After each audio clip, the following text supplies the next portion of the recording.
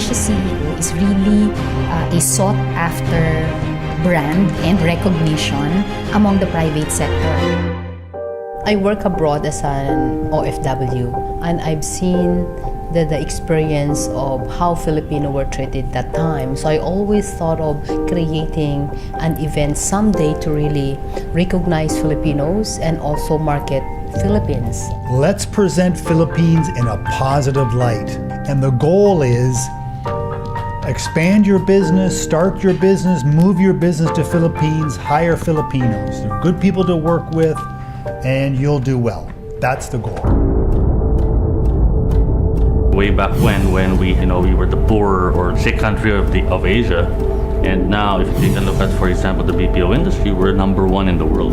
There's a lot of potential for the country, and if we are really going to see fruition that we are going to be one of the top economies by 2050, I think it is very important for us to really pull our resources together. And we always believed from the beginning that this association was the right medium, the right structure, and the right outfit to really put the Philippine business community on top of the agenda for the Filipino people and also for the international community. Well, it gives me a fantastic insight in terms of how broad the industries are and how many different types of successes that are contributing to the growth and inclusive growth of this nation. We have to create a future where our next generation of talent and leaders is prepared for all of the new opportunities that will present themselves. Asia CEO Forum is very unique because it is more than any other forum emphasizing that this is about nation building. Economic growth is a very wide subject, and Asia CEO Forum always find the right angle with the right topic at the right time to talk about, and that's why there is such attraction to these events. They connect people, but they also create a platform for transfer of best practices, best knowledge.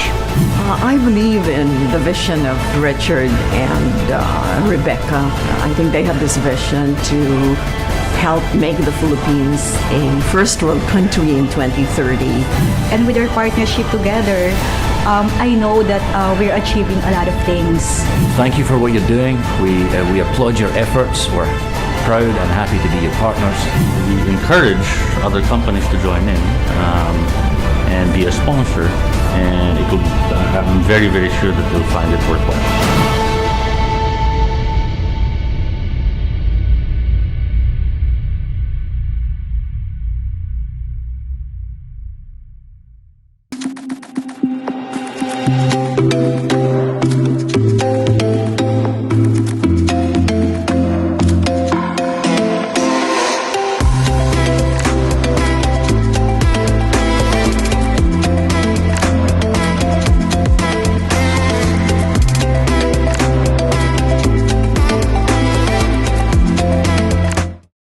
Please welcome Ms. Carol Roa, Chief Advancement Officer, International Care Ministries, to lead us with the invocation. Let us bow down in humility as we enter in the holy presence of God.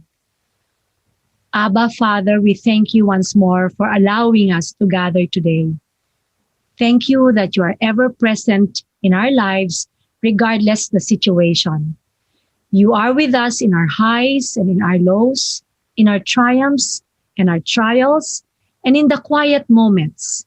You are always there as our Father and friend when we call on your holy name to help us or when we need a shoulder to cry on.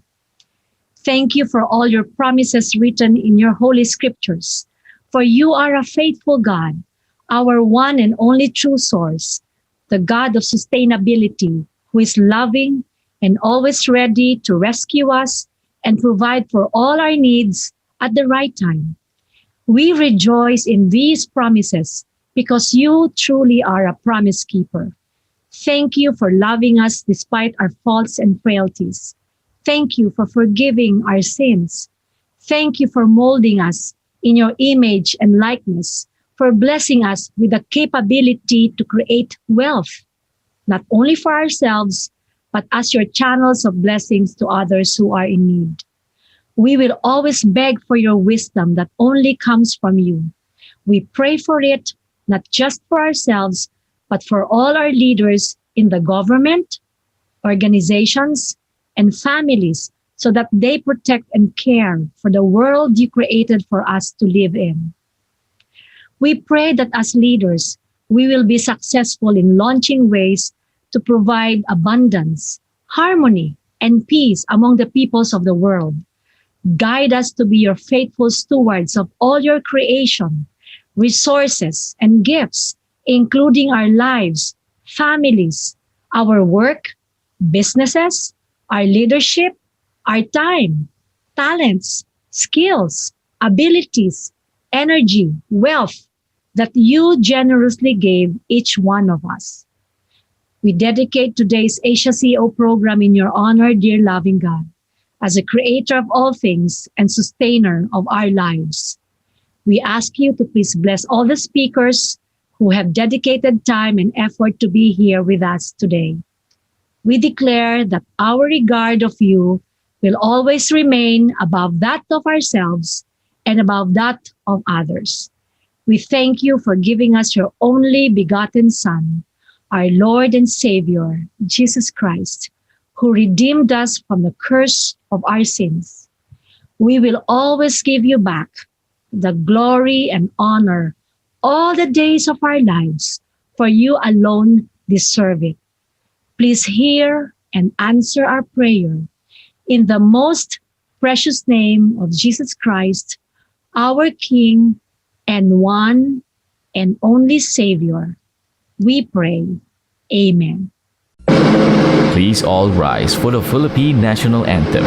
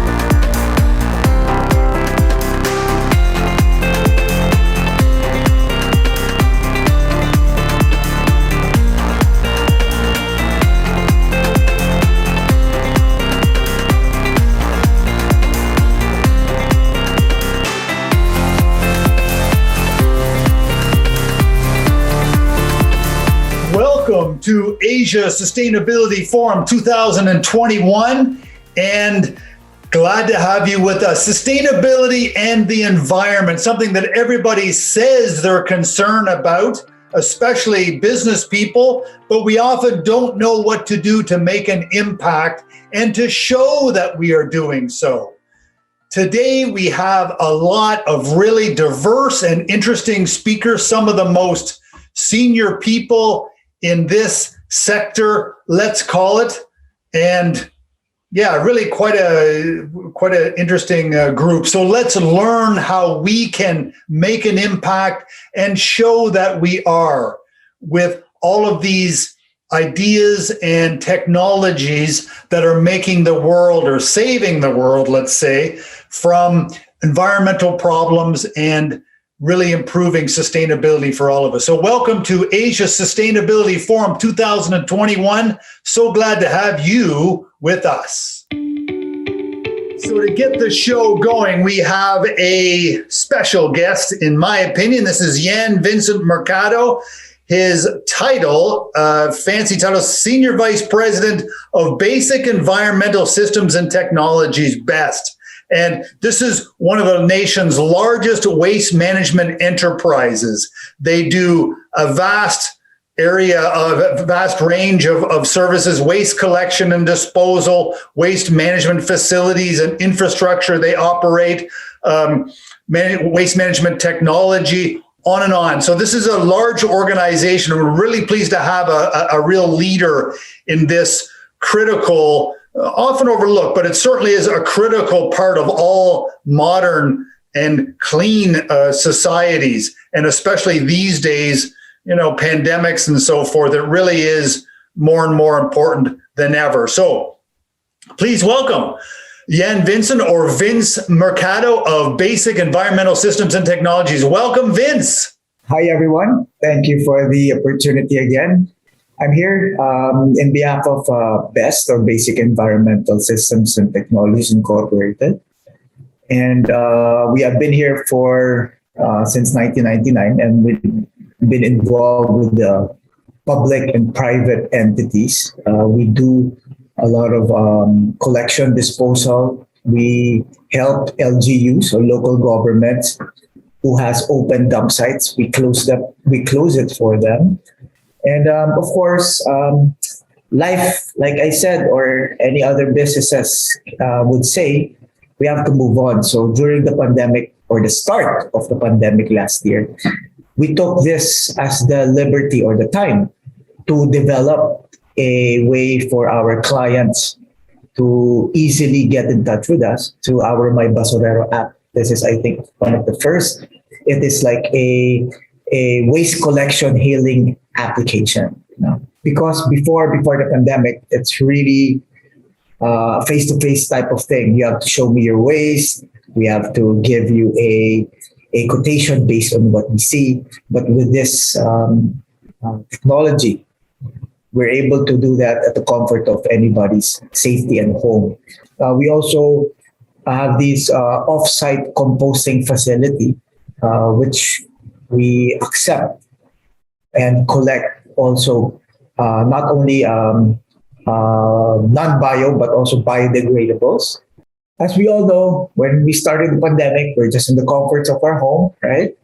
So it took us quite a while to develop all these 5 systems.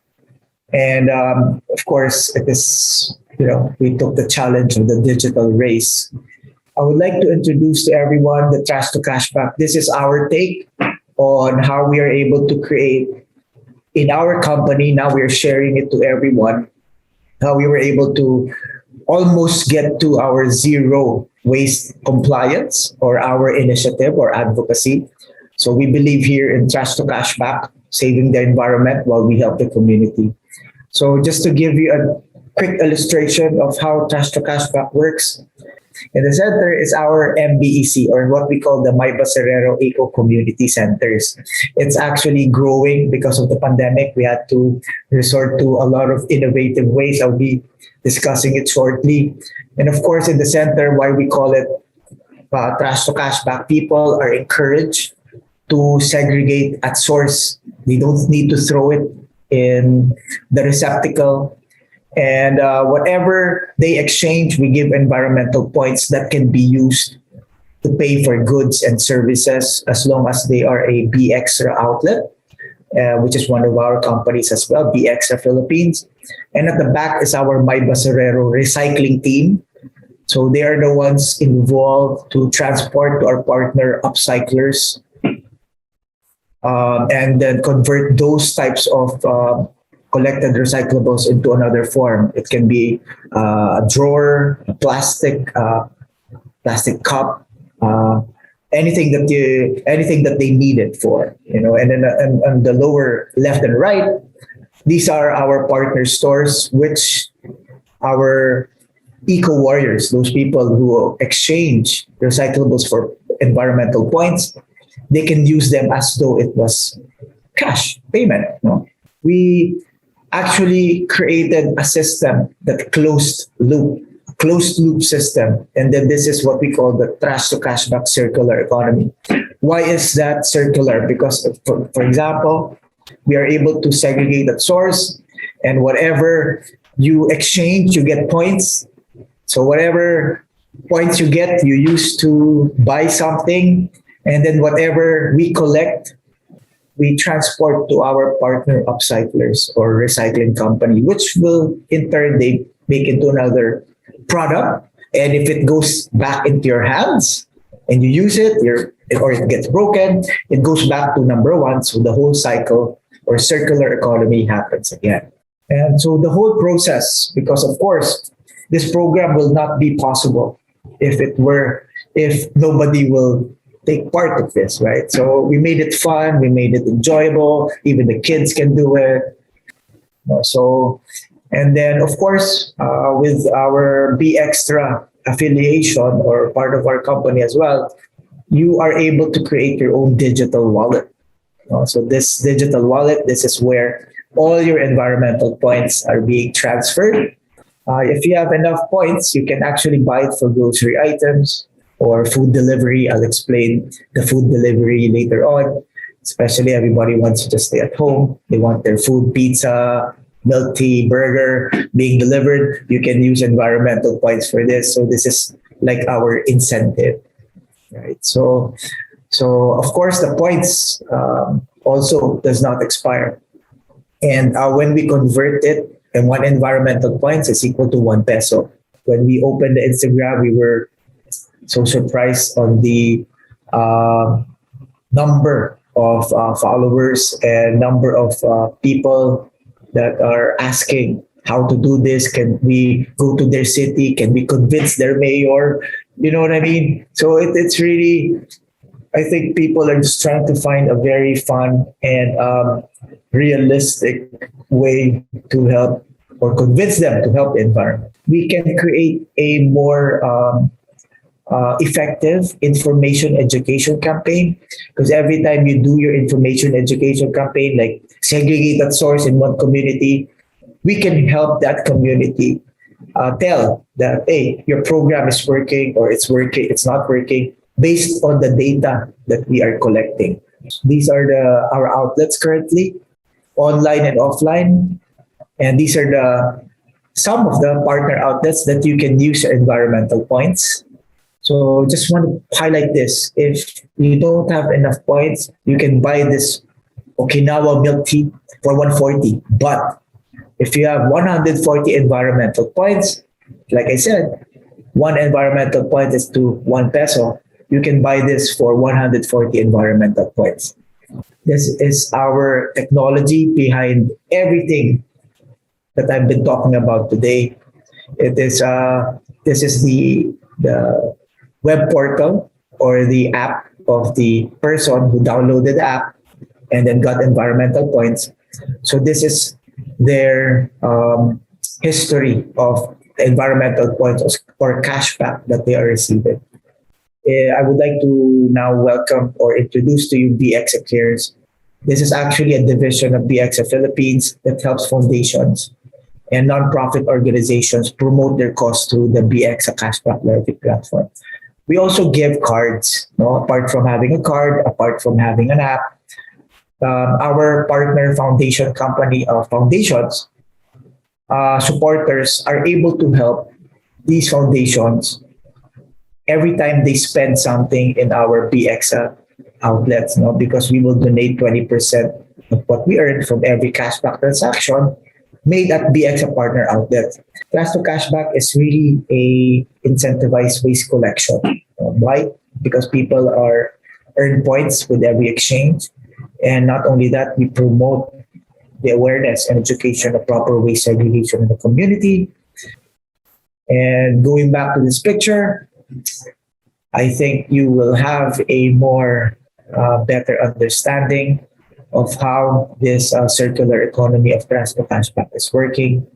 And thank you very much for the time, guys. Okay, thank you, Vince. That is certainly an innovative concept. And so we wish you well with that. So thank you again very much, Vince. Okay, we welcome Bert Peters, the Executive Director of the Philippine Permaculture Association. And Bert originates from Belgium, which, for people who don't know, it's a small but very well spoken of country in Europe on the west side of it.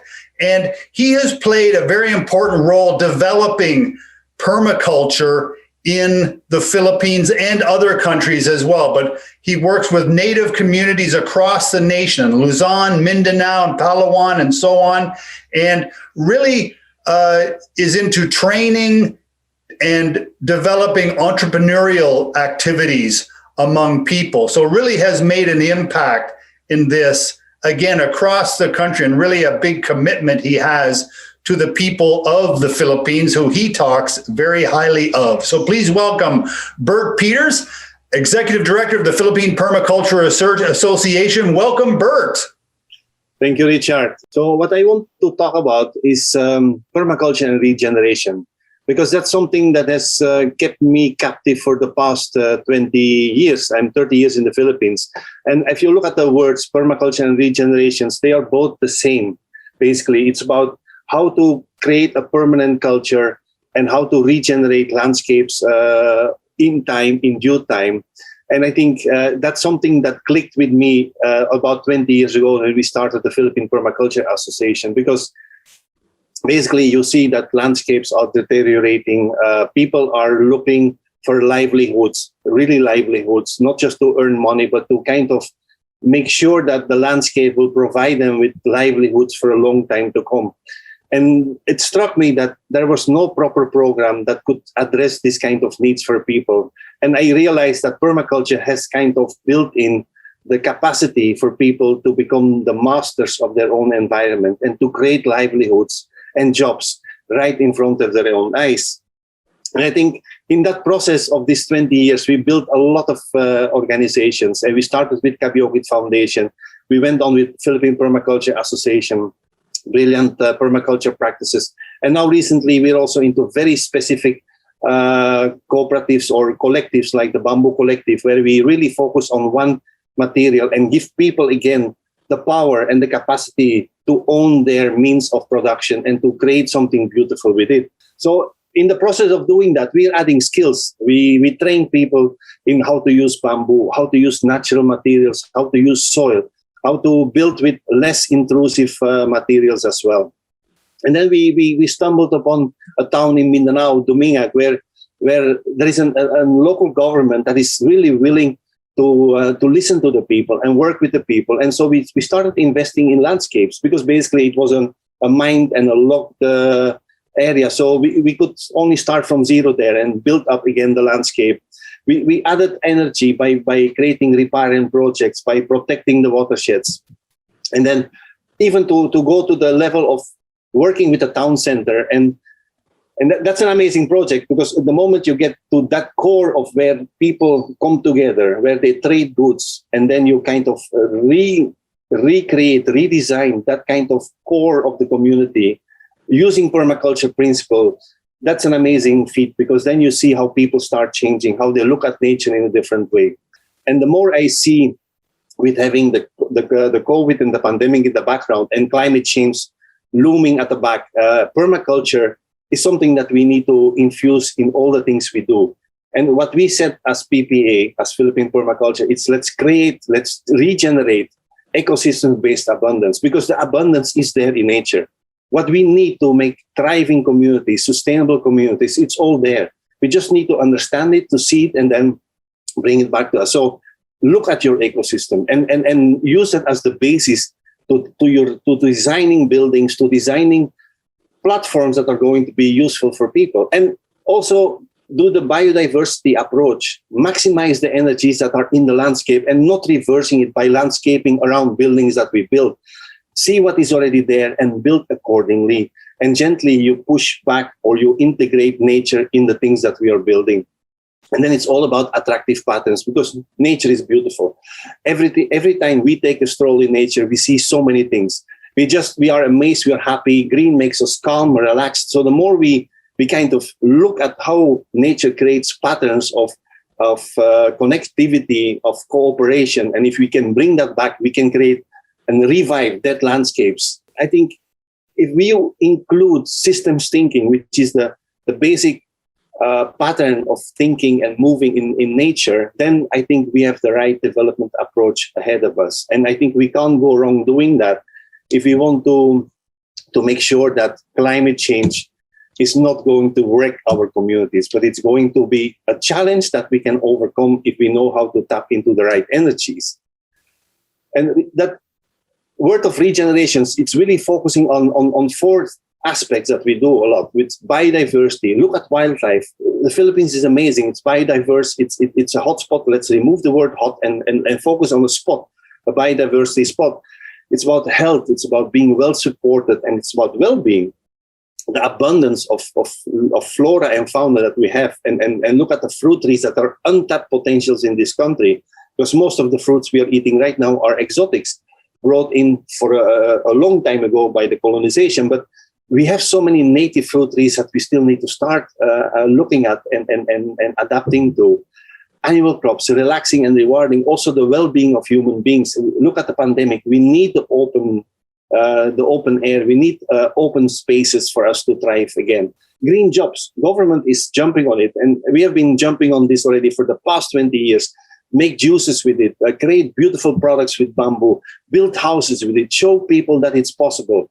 And even if government is not yet ready or other entities are not yet ready, let's work with it. We improve bamboo as a material you can build and live in for 20 years instead of 2 years, and then people give up because it is being eaten by termites or something like that. It is possible if we invest in it, and if we do the innovations and the research focused on what nature can offer us. And then, of course, climate.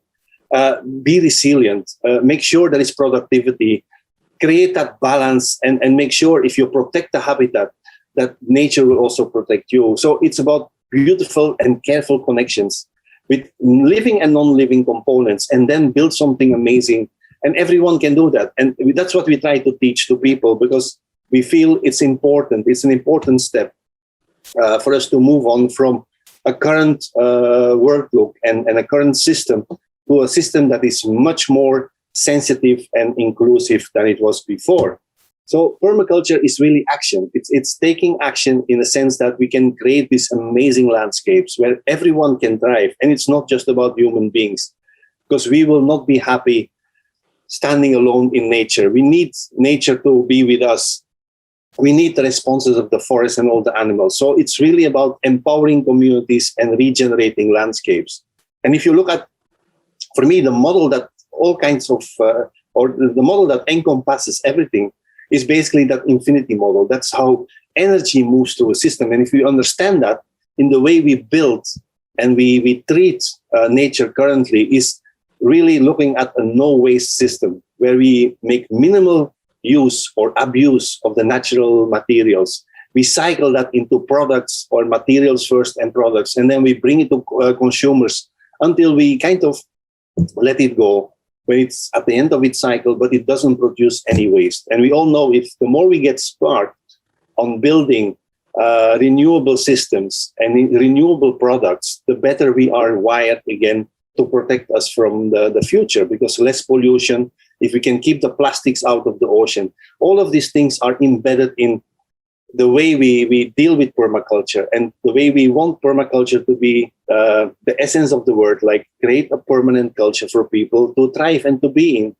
and to ensure that we are not hitting our head against a wall. And that's what we tell every time we go to communities. The answers are there. They are staring us in the eye. They are staring you in the eye. Just use it. Use nature. Prickle the energies that are surrounding you and your community. And interact with it in a gentle way, and then build your own products, build your own uniqueness. I think as a last statement, what the Philippines should realize, it's an amazingly beautiful and diverse country, has or had so many languages. Whatever we can preserve of the culture, it can only happen if people are taking some pride into it. And if people are discovering what is unique in my place, what is unique in Palawan, what is unique in Luzon, what is unique in Mindanao. All of these places have so much to offer. But if we make them and turn them, as we currently do, in monocultures, vast monocultures, we are not going to make it. We are not going to hit the mark of creating a kind of diverse and balanced ecosystem. And we missed the boat on regenerations. And if that's going to happen, then climate change will be wreaking a lot of havoc in this country. So what we want to do with permaculture and focusing on regeneration is to create that balance and to make sure that there is abundance for everyone to live in this country for many, many years to come. So that's the essence, I think, of how we deal with permaculture and how we try to build jobs from bottom up and inviting people from outside eventually to come and help if funds are needed to help them to create these products, to help them to find the markets to share these products with a larger audience, but to ensure that the survival of the communities, the survival of the races and the cultures are built in everything we do. Okay, thank you very much, Bert. A noble cause and surely a pleasant fellow. Okay, next we will have Angelo Tan, who is the Green Building Country Lead for IFC World Bank. And an interesting story. He is responsible for developing it's called an EDGE, or Excellence in Design for Greater Efficiency. It's a green building standard. IFC, just for people who don't know, if you're in the financial world, they're the largest global development organization focused on the private sector throughout the world. So really a big impact that they have throughout the world. So please welcome Angelo Tan, Green Building Country Lead for IFC World Bank. Glad to have you, Angelo. Thank you, Richard. Amidst MECQ, I still find time to exercise. Yesterday, as I was walking the dog, I surveyed the BGC skyline, and I was amazed that despite the COVID pandemic, construction is continuing. The Philippines has truly come a long way from being the sick man of Asia to becoming Asia's rising tiger. And spread across the CBD, iconic green buildings. But did you know that the green building penetration rate in the Philippines is very low? In the last 10 years, less than 2% of the total constructed floor area is green. This is equivalent to around 200 green buildings. And the problem with that is majority of the handful of green buildings that we have are office towers in Metro Manila. This begs the question, how about buildings in the provinces? And how about other types of buildings? With the onslaught of the pandemic came work from home and flexible work setups. We have come to appreciate our living spaces, how important they are to our well-being, and why we need our homes to run as efficiently as possible. Since I joined the International Finance Corporation in September last year, I have only set foot in the office once, just to quickly go in, have my photo taken, and get my company ID. If you add my time in Sydney working as an academic while doing my master's, I have been working from home for over a year now, like most of you. The situation could have been better if I were living in a green home, but we don't have a lot of that in the Philippines. The solution I could find at the moment, as you can see behind me, is to become a plantito, or a plant enthusiast, accumulating 80 plants in a period of just 2 months. In other building typologies, the industrial and warehousing sector has seen, for the most part, a stable demand. In the last year, if you're like me, you would have discovered the wonders of online shopping, which relies on logistics buildings. Surely, these types of buildings can also benefit from being transformed into green buildings. Unfortunately, the residential, industrial, and other building typologies are left behind in the green building movement because of complex, expensive, traditional green building certification processes. This is the narrative that we are trying to change. Through our work in IFC and EDGE, we are making green buildings more accessible, easy, and inexpensive for everyone, not just Metro Manila office developers. A lot of it happens through the EDGE app, an integrated and cloud-based platform that allows developers to find the most cost-effective sustainability measures to implement on their projects. A lot of our work is sponsored by government donors. Thanks to the generosity of the UK government, we are able to offer the EDGE app for free in the Philippines. If a building can meet the required 20% efficiency in energy, water, and embodied energy in materials compared to baseline, then it can be certified with EDGE. But how about climate change adaptation? What's the use of implementing green measures if our buildings cannot withstand natural hazards? If we cannot ensure the longevity of our buildings, then our efforts in integrating efficiency measures will be for nothing. Construction and post-disaster construction are not only expensive, they also take a lot from our natural resources. The Philippines is one of the most vulnerable countries to climate change. According to the Global Climate Risk Index of 2021, the Philippines ranked 4th globally in the countries most affected by extreme weather events in the last 2 decades. During the same period, the Philippines was also ranked 4th in the highest number of disaster events, according to a 2020 report by the UNDRR and FED. Also, according to the World Risk Index of 2020, the Philippines ranked 9th in the countries with the highest disaster risk. These effects are compounded by the country's rapid urbanization and urban migration. This is where Building Resilience Index comes in, and earlier this week, we announced our work on this very important tool, with the Philippines being selected as the pilot country for BRI. We see BRI as the perfect complement to EDGE. BRI, supported by the government of the Netherlands and the Australian government, is a web-based hazard mapping and resilience assessment framework that evaluates location-specific climate-related risks for a building and the resilience measures that have been implemented for the project. BRI allows developers to assess their buildings and find the most cost-effective measures to improve the resilience of their buildings to wind, water, geoseismic, and fire hazards. BRI provides a rating. R means that a building is exposed to risks and has not implemented measures to address these. C means that the building meets minimum code requirements. A B rating means that the building meets best practices at the local level. An A rating means that a building meets global best practices. An A+ rating means that on top of an A rating, the building has operational and continuity measures. We are replicating our approach with EDGE. Like EDGE, BRI will also be underpinned by a free-to-use app that's accessible to everyone. With technical assistance and user guides for both EDGE and BRI, we are making green and resilient buildings more accessible for everyone. Imagine a Philippines where all buildings are rated not just in terms of their greenness, but also resilience. But while we have been seeing a lot of progress in sustainability and resilient buildings, our partnership with innovative developers like Imperial Homes Corporation, who is also speaking today, is not enough. We encourage financial institutions, public policymakers, and the academe to join us in this effort. Financial institutions can play a role in creating products that could incentivize green and resilient measures. Policymakers can help create an enabling environment that can make green and resilient buildings a more attractive proposition for developers. And the academe has a role to play in creating a new cohort of climate advocates who will continue this important work for future generations. I invite you to reach out to us and join us to make this world a better place. The Philippines was hit hard by the pandemic, but as the economy restarts, we are presented with an opportunity for a green, resilient, and inclusive recovery. Sustainable development cannot be truly transformational if it is not also inclusive. Let's leave no one behind. Okay, well done, Angelo. So this is quite an innovation in the real estate sector.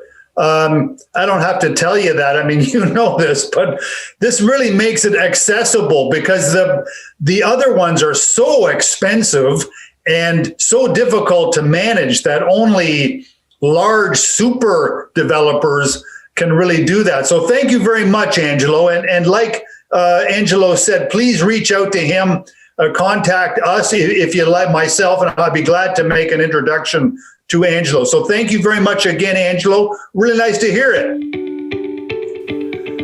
Our next speaker is Ralph Becker. He's the CEO and founder of Urban Greens Hydroponic Farm Systems.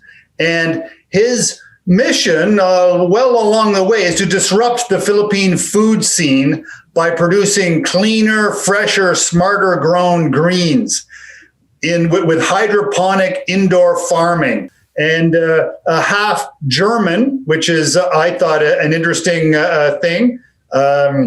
Back in Philippines, or he wouldn't say back to Philippines, but he's always been here as part of his heart and everything. So, but glad to have him doing his work. So please welcome Ralph Becker of Urban Greens. Welcome, Ralph. Well, thanks for the introduction, Richard, and good morning, everybody. We are here right in the heart of Makati. And as you can see, I'm actually calling you from right from my warehouse farm, right in the heart of the city. So what Urban Greens does is we're in the process of turning a warehouse, a city warehouse, into the biggest indoor warehouse farm the Philippines has seen.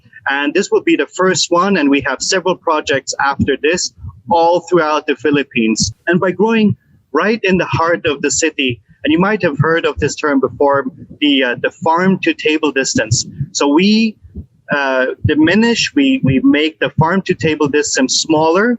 We turn food miles literally into food steps. What that actually means is that anything that you order from us or that you would be getting from us from Urban Greens is harvested in the morning, and you get it right afterwards. So it's as fresh as it gets, no pesticides used, and all year round, because we're not affected by these big torrential typhoons that the Philippines knows and has seen. So Urban Green's mission is to ensure a consistent supply of the highest quality food through innovative vertical farming.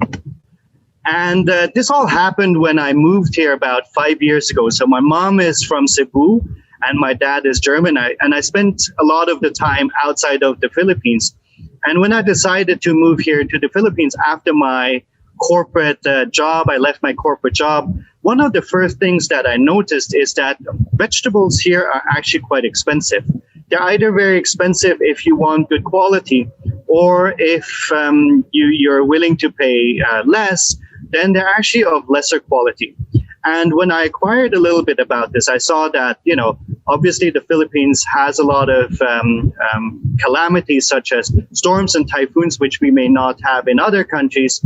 But at the same time, a lot of the food is imported. So one of the main challenges that the Philippines faces as well, that we are visited as a country with about 25 storms and typhoons throughout the year. So last year, we even experienced the biggest typhoon in 2020, which hit the Philippines. What that does is obviously it just obliterates, it destroys all of the farmlands in its path. And that's really bad for our food supply chain, right? And we have very inconsistent quality as well, because, our farming is very much out of date. What can we do? We can't do much about changing the weather. But, Richard, you and me, we're sitting in a confined space where we're protected from the heat at the moment. If it's dark outside, we turn on the lights. If it's too hot, we turn on the fan or aircon. And, we're not affected by storms and typhoons because we're protected by our walls, right? And that's what it is, right? That's what urban farming does. And we brought in farms indoors so that we're protected from the environment. And what we do is we bring 21st century technology to the Philippines. So this is precise farming, or urban farming technology. So we use IoT, and we use smartphone technology, and all of this to enhance the way we can grow food. We reduce the farm to table distance from food miles to food steps, which means that all of the food that you'd be getting is super, super fresh, because you lose a lot of nutrients whilst in transport, and particularly for the environment, all of that carbon footprint that comes with the logistics of transporting items from abroad, right? A lot of the food, when it comes from China, for instance, it comes by a boat, and then it gets warehoused and stored, and then from one warehouse to another. All of this creates a lot of carbon footprint. We're there to reduce that carbon footprint to a very, very bare minimal by growing right in the heart of the city, right near the consumers, right? By 2050, 70% of the population, of the world population, will be living in urban areas, and even more so in the Philippines. So all of these people will need to be fed. And at the moment, we don't have the resources at hand to feed that increase in number of population, right? So our vision in urban farming is to ensure access and food security to all the citizens of the Philippines. This is really our big master plan. So we're here in our first warehouse. The sign behind me says Urban Greens WF1 because it's our first warehouse, first one of many, and we want to turn our modular and scalable units here to convert other indoor spaces into urban farms. I hope this was a little bit educational, maybe for you, and gives you a little bit of an insight in what the endless possibilities are of indoor vertical farming. Thank you very much, Richard. Okay, thank you very much, Ralph. That was an interesting story. Yeah, so great and noble enterprise you are in. So best of luck to you, my friend. Our next speaker is Aldrin Sampson. He is the CEO of Infinity Imperial Solar Installations, which he's really made a name for himself in the solar installation business. He was country head of Unison Energy, a big international group, Korean, if I recall, and also with Solar Philippines, which is a very prominent solar power operation. Leandro Leviste is the name behind that, a very dynamic individual. So he's really worked with some of the premier operations. So please welcome Aldrin Sampson of Infinity Imperial. Welcome, Aldrin. Hi, Richard. Thank you so much for inviting me to speak for Sustainability Forum. Imperial Homes is the first property technology developer in the country. I serve Imperial Homes as the group COO, while I'm the president and CEO of Infinity Imperial Solar Solution, the solar technology arm of the group. Our group president and CEO is Ms. Emma Imperial, with 4 decades of solid track record in real estate development. The group has 4 companies. Imperial Homes Corporation and Premier Festaland are real estate developers, while Conovate Philippines Incorporated manufactures high-performance green building technology.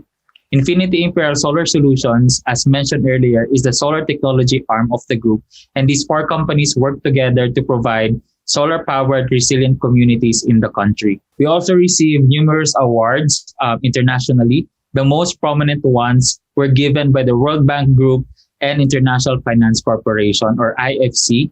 IFC declared Imperial Homes Corporation as the EDGE champion in the Philippines for affordable housing. We also clinched Responsible SMEs in Asia Award at ASIS Awards 2020. We build sustainable, resilient, and healthy homes.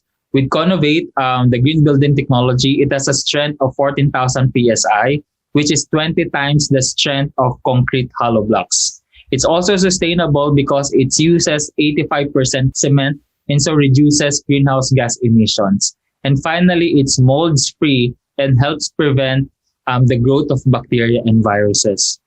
As to the benefits from solar solutions, so one of our home buyers in Villa Verde, Santo Tomas, that's in Batangas, this buyer posted on Facebook that he only needed to pay 15 pesos for his electricity consumption for 2 months, covering 2 months. That's April and May last year during the pandemic.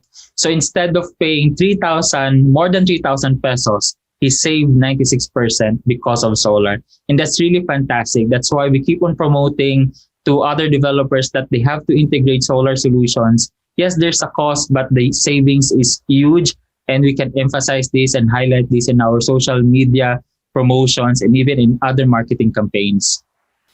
We're also happy to inform everyone that we also received the first portfolio milestone certification after we registered more than 2,000 residential units for EDGE. And as soon as we finish our projects in the pipeline, we will increase this number to 8,000 housing units as soon as we finish them all. This clearly shows our strong commitment to champion sustainability in the Philippines with IFC. We conducted a competitor analysis where we compare our product offerings with other Philippine real estate housing developers in the country. And as you can see in this presentation, we're the only ones we're the only one or the only company that provides solar solutions in every houses that we build, as well as we're the only one with high performance concrete technology being integrated in our property development. The successful integration of solar and Conovate technology for 1,200 housing units has accumulated a total of 1.6 megawatt peak of solar capacity. Rather than using land to install solar panels, we're using the idle roofs to generate clean electricity. And this capacity can be translated to 66 million kilowatt hour of clean electricity generation throughout the lifespan of the solar panels. And the integration also allows us to reduce CO2 emissions or greenhouse gas emissions by 54,000 tons. We're also happy to share with everyone that many of our buyers, home buyers, belong to the millennials group.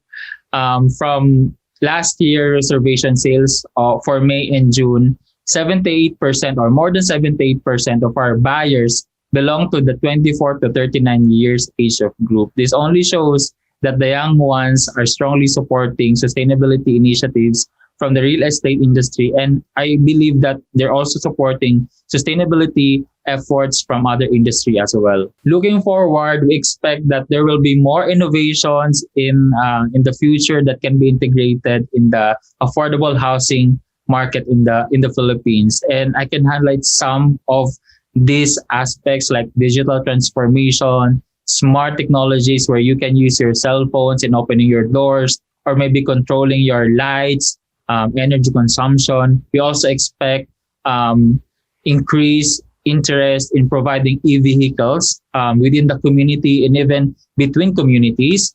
Fintech, that's using payments, digital payments, not cash payments anymore, PropTech, sustainability, and even more people will prefer quality of life over proximity to the office, as well as health. As we're now experiencing pandemic, we need special features for the property development that can prevent the growth of bacteria and viruses. And of course, with the help of IFC and other international organizations, I think it's really the probability to achieve net zero for many projects in the Philippines is highly possible. And we can achieve this kind of vision. We can reach this vision if we really work together. And in our company, we always believe that we can earn well by doing well. And this really drives us to look for more sustainable technologies, innovative technologies that we can integrate in our projects to help not only our home buyers or our bottom line, but at the end of the day, it's all about helping the Philippines, our nation. So thank you so much, Richard. That's all for my presentation for today. Thank you. Thank you very much, Aldrin. Yeah, very important. You guys are successful with this. I know, you read the Philippines has some of the highest electricity costs in the world, and with so much sunlight shining down and, with rooftop installations to collect it, this is a big opportunity for all people in Philippines. So thank you again, Aldrin. Keep up the great work you're doing. Okay, our next speaker, we're so pleased to have her. This is quite a story. Angelique Songco. She is the park superintendent of the Tubataha Reefs National Park. And if you haven't heard about this, you're really try to look it up because it's designated a UNESCO World Heritage Site. It is one of the world's most biodiverse places on the earth, Tubataha Reef. An interesting story about, this really just a really breakthrough success that she has had for this UNESCO World Heritage Site in Philippines. So please welcome Angelique Songco of Tubataha Reefs National Park. Glad to have you, Angelique. Thank you, Richard. That was such an introduction. Now I feel that I'm pressured to make a good presentation. But so I'm Angelique Songco, and I have been the superintendent of Tubataha for the last 20 years. It's a long time. And, Tubataha is offshore. It's like 12 hours by boat. if you had a fast boat, and 120 kilometers away from the nearest landmass. And so it's very isolated. And there was no other offshore marine protected area in the Philippines. And so when I arrived in 2001, I had no one to learn from, and in the Philippines at least. And so it was an innovation in a way already as it was. I had to learn from so many other people abroad. I emailed the Great Barrier Reef people and so many other managers of marine protected areas elsewhere. And from there, I slowly learned what I was going to do with Tubataha. And Tubataha is not only a World Heritage Site, it's one of only 9 purely marine World Heritage Site. So, it's a very important place. It's a beautiful place. It contributes to the economy of the Philippines because of tourism, which is dead now, by the way, because of COVID. And so we have been taking care of this with many sectors because we realize that the work is not for just one agency. And many years ago, we learned that if we work together, we achieve so much more. And so we have so many agencies that are taking care of Tubataha and contributing to the management of the park. However, we have many challenges that are outside of our ability to respond to.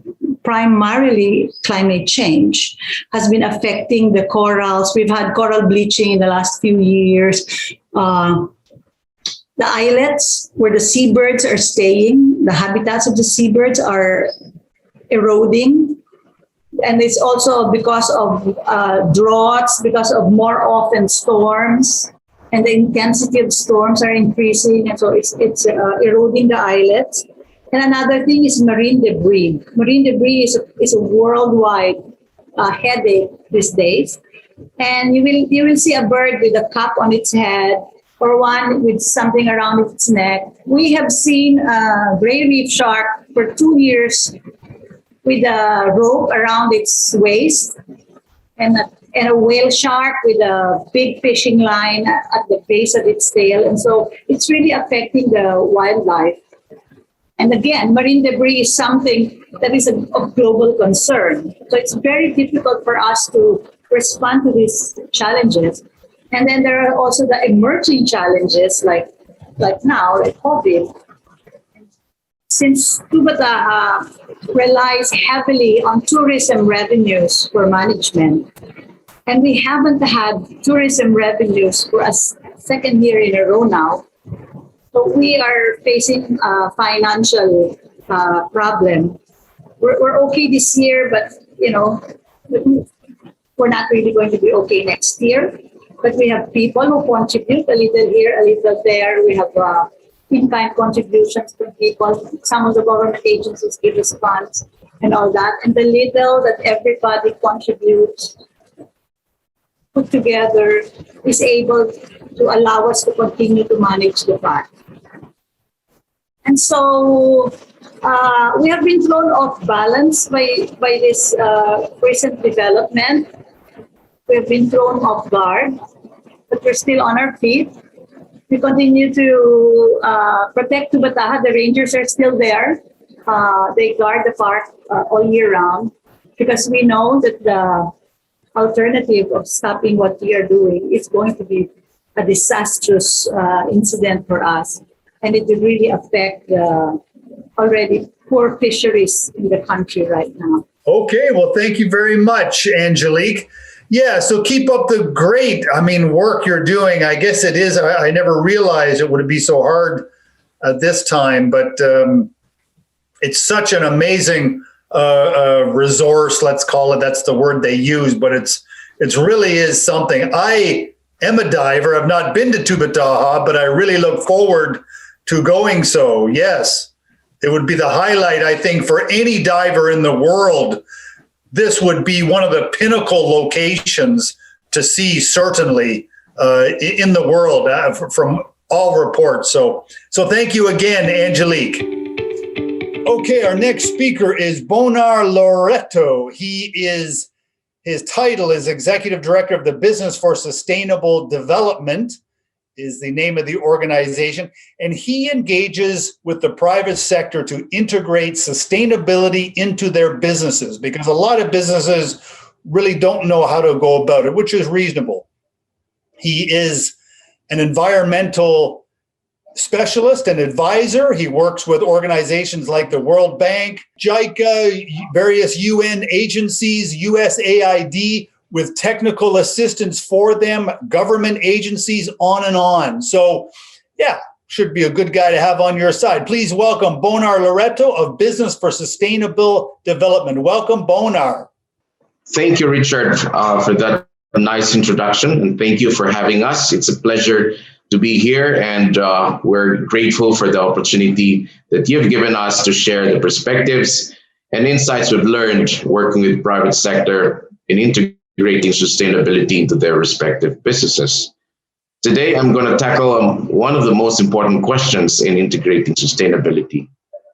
And the question really is, if ESG, or environment, social, and governance, is so important and material to the business, why are they being missed in the ERM, in the enterprise risk management and the strategy planning processes of most companies? If they're so important from a materiality standpoint, as provided by most sustainability frameworks, why are the ERM teams and sustainability and strategy and planning teams not really looking at these sustainable development issues? At least in the World Business Council for Sustainable Development data, about 29% of material ESG risks in sustainability reports are not really disclosed in risk filings. This indicates that most companies have a very separate, a very distinctly different processes that they do for reporting for sustainability, as well as the risks that could compromise their ability to deliver on their business objectives. Most companies that we've seen has been struggling to integrate, to have an integrated process of identifying ESG risks as a component of the risks, the traditional risks that companies must consider and must prepare for and must create mitigation and response to be able to ensure that their businesses can go well and they're able to achieve their business objectives. Most of sustainability issues are systemic in nature. They are comprised of multiple factors, and these multiple factors could compound the negative impacts that they could cause to a company, but in a very complex way. But if you look at most of the mainstream risks that most companies are familiar with, you'd see information risk, security, and regulatory risks. They have very direct and very clear impacts to the company. And this is one of the reasons why in the ERM processes, most sustainability issues are not really captured, because they're too complex, they're non-linear, and you don't have a good way to measure how it impacts the company. So how do we now, given those fundamental differences between how companies look at ESG versus ERM, how do we now ensure that ERM and strategy processes are able to capture ESG? What we did was to put together a framework to simplify the thought process. It starts with, first of all, in the way the company identifies risks. Normally, companies identify risk only from the point of view of how this risk could affect you or could cause harm to you, or even how this could alter your business context and the business environment, your market. But with the framework that we built, we think that there's a third consideration that you need to look at. If you're aggravating the issue, in some ways, it will worsen the issue, and it will worsen the issue, and it will, when the issue worsens, it could also backfire to you. you have to consider that as material risks. Then finally, if you think that there's a business model that you can deploy which could advance your business objectives that will also address these sustainability risks, those things need to be also considered as material risk to the company, or shall we say opportunity. When you have a much broader way of understanding what these risks are and identifying what are relevant to the company, then you will have a much broader set of risks that already integrates and captures the ESG concerns. So today I leave you that message that for us to progress more and mature more, for you to mature more in your sustainability journey, you have to think about how sustainability needs to be integrated into the enterprise risk management and strategy planning process of your company. Thank you. And thank you, Richard, for the time. Very good. Thanks, Bonar. Okay, that's interesting. So I know it's a very deep subject, and you gave us a good initial look at it. All right, my friend. Well, thank you very much. Thank you, Richard. Okay, our next speaker is Ricardo Barcelona, coming to us from Barcelona, Spain. It's just a coincidence.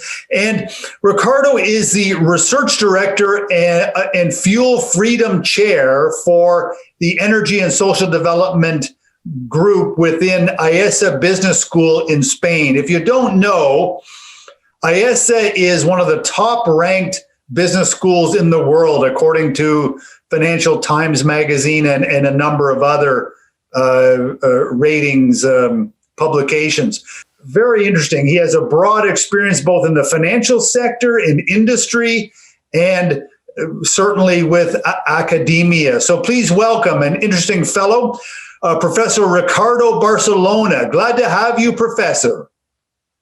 Good morning. And don't forget about Asian Institute of Management. That's where I spend part of my time when I'm in Manila. So let's talk about sustainability. Yeah? Sustainability is involved. It is a centerpiece of CEO's agenda. At least that's what the image makers are suggesting. Management practitioners, however, observe significant numbers of sustainability undertakings fail to live up to its promise. Bain & Company, an ardent supporter of the sustainability agenda, laments.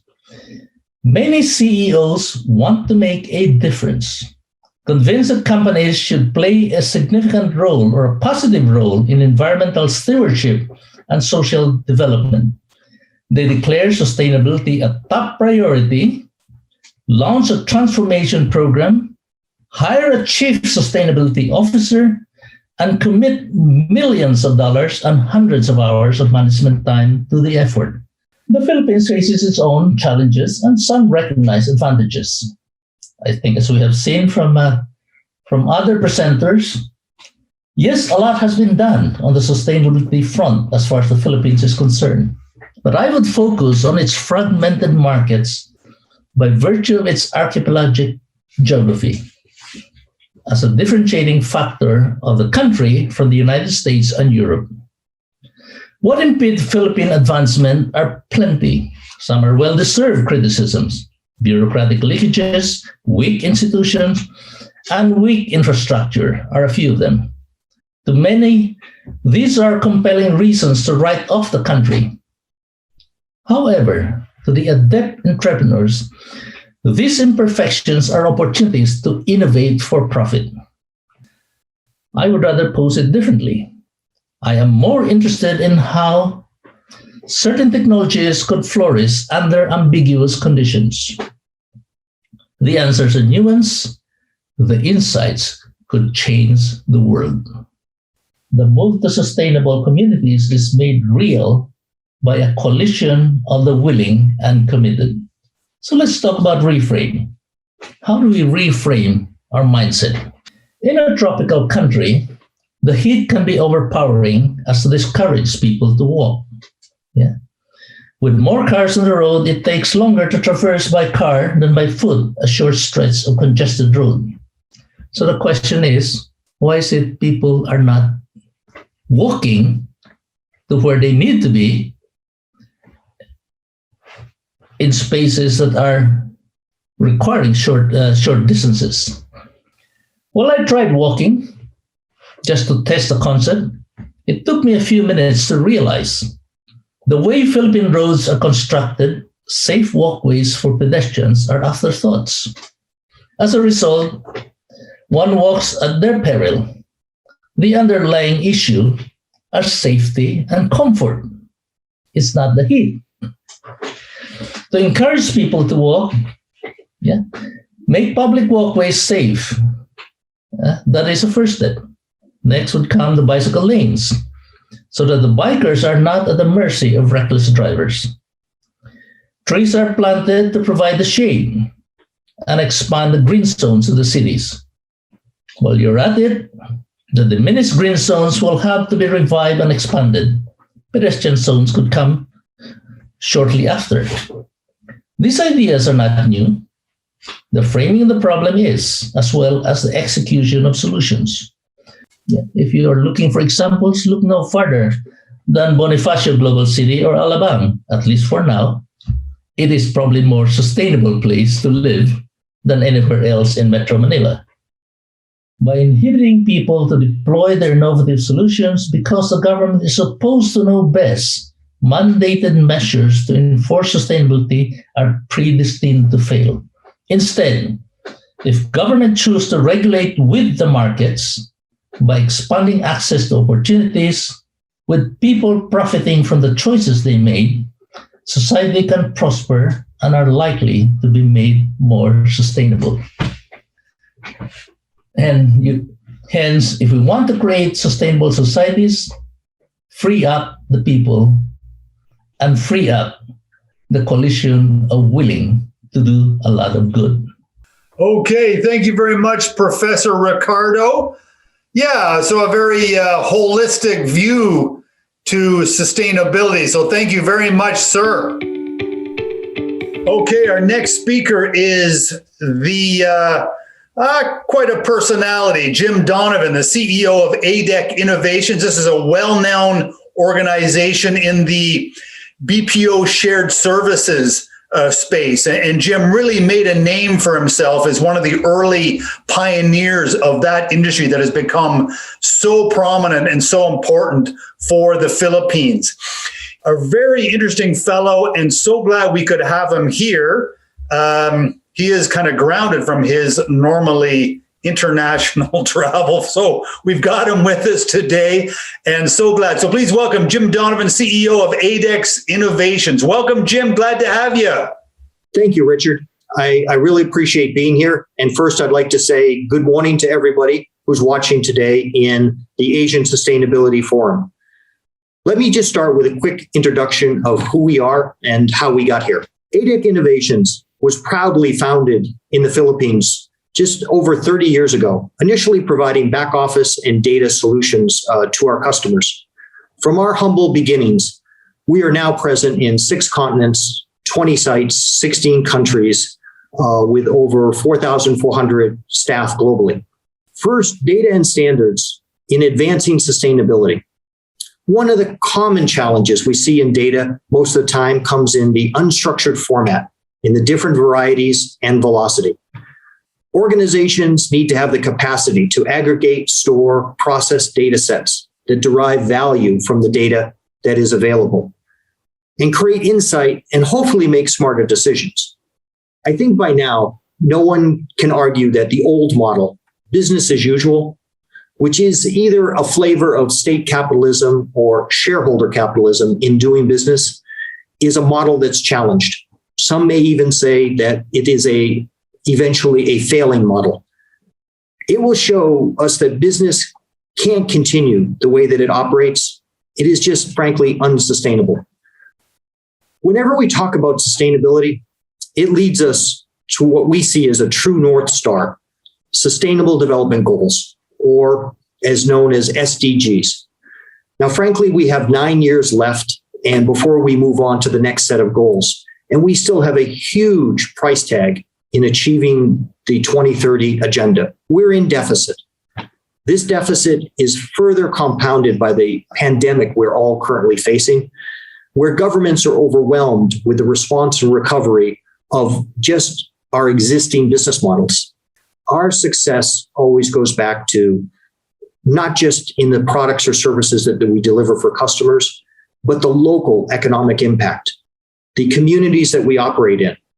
And we continue, and we're proudly founded in the Philippines, but we now also operate in many other locations. But we brought that ethos with us.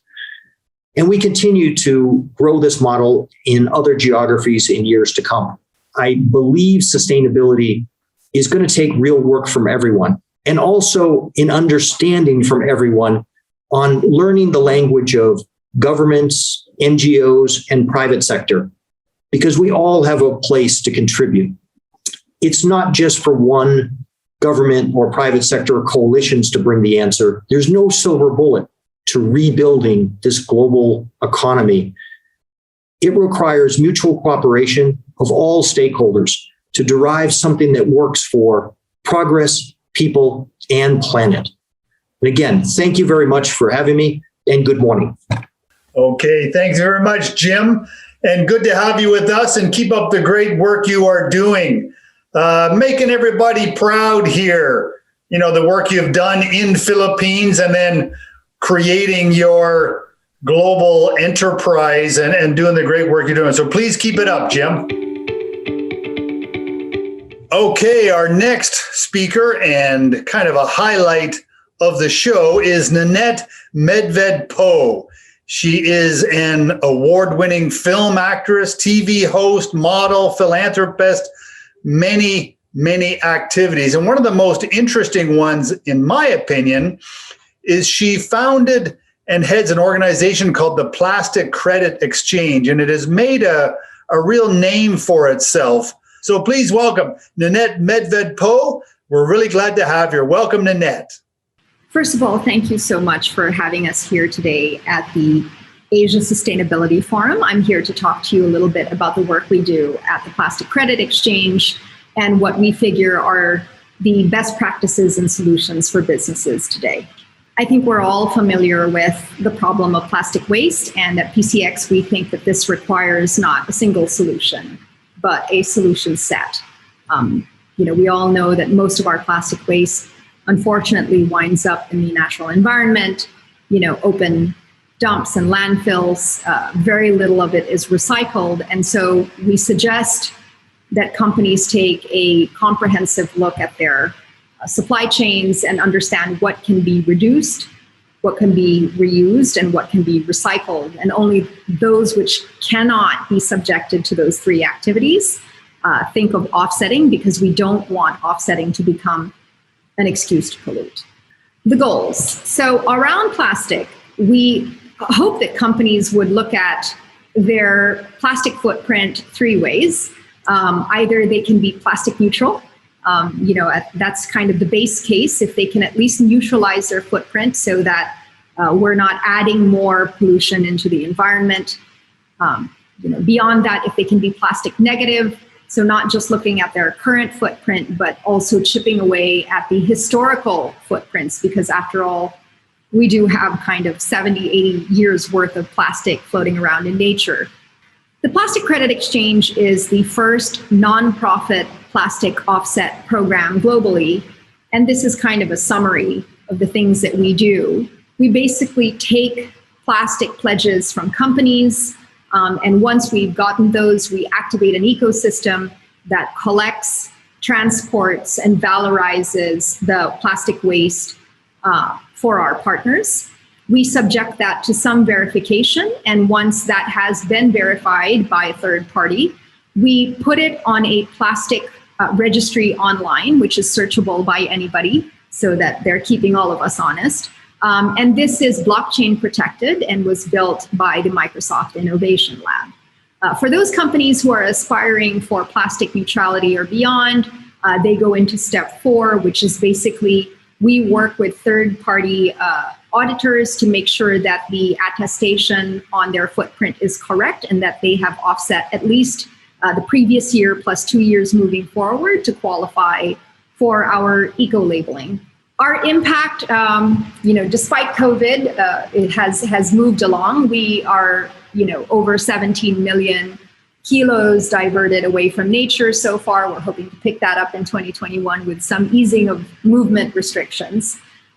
We've offset or reduced carbon footprints from coal replacement to more than 29,000 tons, and we've managed to inject incremental income into the communities we work with to the tune of about $1.6 million so far. We were the first to come out with a plastic neutral standard. It came out in early of last year. It was not our aspiration to do this, but we felt that we needed to do it because there wasn't one in place yet anywhere. So we do have this. It's going through its 5th iteration right now, and we are aligning with other standards that are out there to make sure that there isn't too much confusion in the space. And anyone is free to go online and take a look at that. That comes with a plastic footprint calculator, which is also downloadable by anybody who wants to look at it. We encourage companies to go through the exercise of calculating their footprint because it helps them to identify which areas they can reduce, reuse and recycle in, and then understand which part of their footprint absolutely needs to be offset. And that's where hopefully they go to some platform like PCX to help them with that. The Alington Dera program is our waste to cash model. It's proprietary to us, and it involves working with women sari store owners around the country. And basically, we empower them to purchase plastic waste from the communities. And she stores them in this container van that we provide. We also provide a manual baler and a scale so that she can do this all properly. And once the van is full, she contacts the exchange and we pick up the contents. We purchase it from her at a spread so that she's making some money from this as well. And we bring it to our co-processors or our recyclers, as the case may be. One of the very exciting parts of this program is what you see on the bottom left. Here is the fishing communities. We are very excited about this because I do sit on the board of WWF Philippines, and we know that fishermen are having to go out for longer, and they're catching less, these solo fishermen. And this is because the oceans are so depleted. And so what we're saying to them is, you're going out there anyway. Please don't come back with a boat that's partially empty. Fill it with ocean plastic if you come across it, and we will purchase it from you so that not only are they making some money, for their time, but we're also cleaning up the ocean at the same time. So this is a wonderful program that we've been working with, together with the Department of Environment and Natural Resources, as well as, as you can see here, the USAID. We find that the benefits are not just the increased income for, residents in the communities or the women micro-entrepreneurs, but it also provides cleaner environments, kind of organizes the informal sector of waste collectors, hopefully provides, better health for the communities because of the cleanup. And one of the things we didn't expect was it actually helps the city governments comply with the Solid Waste Management Act. So that's kind of a nice co-benefit that we discovered. So to kind of summarize the benefits to the different stakeholders, we have a market-based solution, which has the ability to scale. We have cost acceptance from industry, as you can see through the partnerships we have, a credible coalition of industry partners, a standards and compliance, confidence through third-party auditors. We've addressed community, social, and economic development issues. We do provide quite a bit of monitoring and evaluation in our program so that we can properly report for ESG. And then, finally, we're assisting government in their goals around responsible consumption as well. So to summarize, PCX envisions a world where there's no plastic in nature and where plastic waste that is there finds its way into the circular economy. So thank you very much. Okay, thank you very much, Nanette. That was just such an interesting story. Thank you again, and we'll hope to hear more at future events. Garrett oversees one of the nation's largest and highest profile multinational companies with 16,000 Filipino employees and diverse operations across the country. He was previously CEO of Malaysia, Singapore, Brunei for his company. Now, we have called the Philippines home for over 109 years, with the Philippines being the first market of Coca-Cola in Asia. But we really are a local company, and we operate 20 manufacturing sites with over 70 distribution centers all across the Philippines, from Luzon all the way to Mindanao, employing over 10,000 regular associates and supporting and serving almost 1 million sari stores and over 26,000 key accounts. Across our value chain, we generate opportunities for around 70,000 Filipinos. For every direct job with CCBPI, we estimate there's around 7 indirect jobs created downstream and in the local communities. We continue to invest locally, generating more jobs for talented Filipinos, and I'm optimistic that we will continue to be a positive influence on all those we touch on a daily basis. Now, given our significant national footprint, we also recognize our huge responsibility to all our stakeholders and the communities. And we know in Coke that we can only be as strong as the communities we operate in and the customers and communities we serve. And so, at the onset of the pandemic in March 2020, we immediately set out to protect and support our people, to support our customers and our partners, to support our communities, and ultimately protect our business. We reinforced our people-first commitment to take care of the people who make up this organization and those that serve in our communities. For our people, our top priority has always been the safety and welfare of the 10,000 people who turn up for work every single day to support our customers. We immediately set aside 2 billion peso emergency assistance fund. We further strengthened measures to protect the total well-being of our associates nationwide, providing them with not just the physical PPE to do their jobs, but also emotional PPE to help them. The achievement we are most proud of in 2020 is the fact that we maintained everyone's jobs. We did not leave anyone behind, and I believe we continue to emerge stronger despite all the challenges brought to us by COVID-19. For our partners and customers, we extended special credit terms, incentives, and even provided PPEs for them. We also launched an expanded Balik Pinas program for repatriated OFWs to help them restart businesses back home and to support them and their families.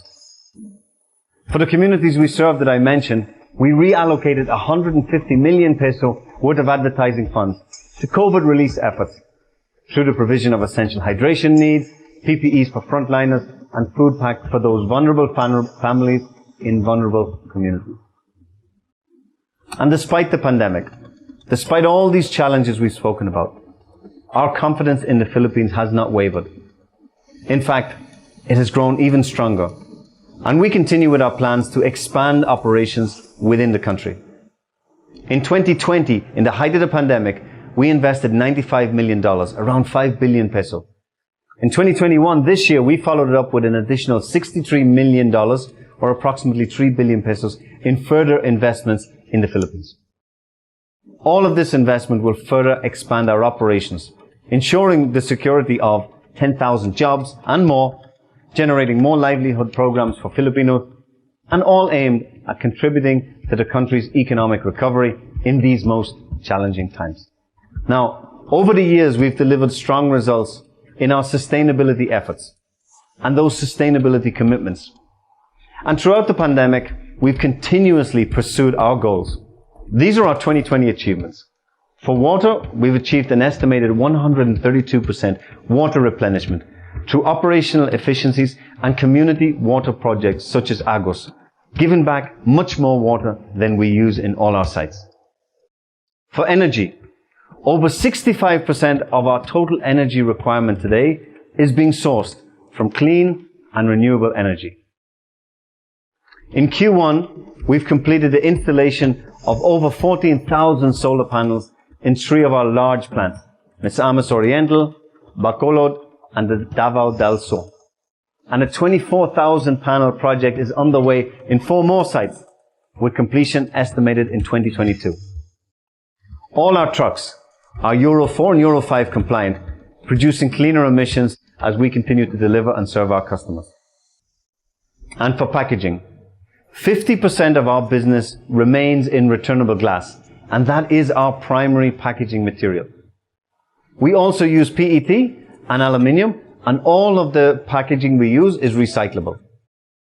But our sustainability goal, specific to helping address the global waste issue, and it's part of the Coca-Cola Company's World Without Waste vision, it's a holistic plan to fundamentally reimagine our approach to packaging. And our global commitment, and that global commitment is here in the Philippines too, is to collect and recycle the equivalent of every bottle and can that we sell by 2030. And to integrate an average of 50% recycled content in all our packaging. Now it's clear we are facing a plastic packaging waste problem. And we know we also have a responsibility to help solve it. We recognize it's unacceptable that our packaging ends up in oceans and landfills in places where they shouldn't. And we know that they're 100% recyclable and they have inherent value as a raw material. And so in the Philippines, we've taken the lead and we are looking forward to a project that is our pet value project in General Trias, Cavite. It will be the country's first food-grade bottle-to-bottle recycling plant that can process approximately 3 billion pieces of plastic PET per year. In partnership with Indorama Ventures, a global leader in green technology and packaging solutions, our pet value will be operational by Q1 2022. In fact, pet value has been granted pioneer status by the government, as it will be using technologies that will be the first of their kind in the Philippines, if not the first of their kind in Southeast Asia. Anchored on the circular economy concept, pet value will help ensure that our PET plastic bottle packaging that are 100% recyclable and therefore not single-use will be given new life and function as these collected, processed and made into new bottles through what is the most advanced and safest green technology today. The facility will boost collection rates of clear plastic bottles, collecting not just Coca-Cola bottles, but even those from other companies. The facility will also help support Filipino jobs as well as Filipino livelihoods for all the people within our waste value chain. PET recycling is also being addressed at the source through packaging redesign. Colored bottles chart low in recyclability, and so we've changed the iconic Sprite green packaging to clear in 2019 in order to increase its recyclability. We also launched the first beverage recycled bottle in the Philippines that's made from 100% recycled plastic. Viva. We've also been implementing lightweight packaging in all our designs, which means we're using less plastic in all our bottles while continuing to maintain the top quality and shelf life of all our products. Now, there's not one size fits all solution, and we recognize that we cannot do this alone. Which is why, over the past years, through our partnerships with various organizations and the Coca-Cola system, we have piloted collection projects across the country. And our commitment is to further accelerate these initiatives and reach even more communities to create a robust collection network for all PET plastic bottle collection across the country. Most recently, we signed an MOU with the LGU of Basco Batanes to collect 20,000 kilos of PET bottles that they've accumulated over the years in their eco center. These will be brought to our PET facility in General Trias, Cavite, and will be part of the first batch of plastic bottles it will process. Our partnership with Batanes has effectively opened up the vast potential of PET collection for recycling right here in the Philippines. We at CCBPI will continue working with our partners for sustainability. We have accelerated our work significantly in the last few years, but we have a lot to do, and we must do it together. We recognize we are only as good as the communities we operate in, and therefore, it's imperative that companies like ours step up and lead. The past year has really tested us as a company, and this year we continue to confront numerous challenges. But I am confident that we will emerge an even stronger organization, and that our best days truly remain ahead of us. Thank you for allowing me to tell our story and to represent the amazing men and women of Coca-Cola Philippines. And while we're 109 years young, I feel we're just getting warmed up. Thank you. Hello, everyone. I'm Mitzi Borromeo, your moderator for the panel discussion today. Great to be here with you all.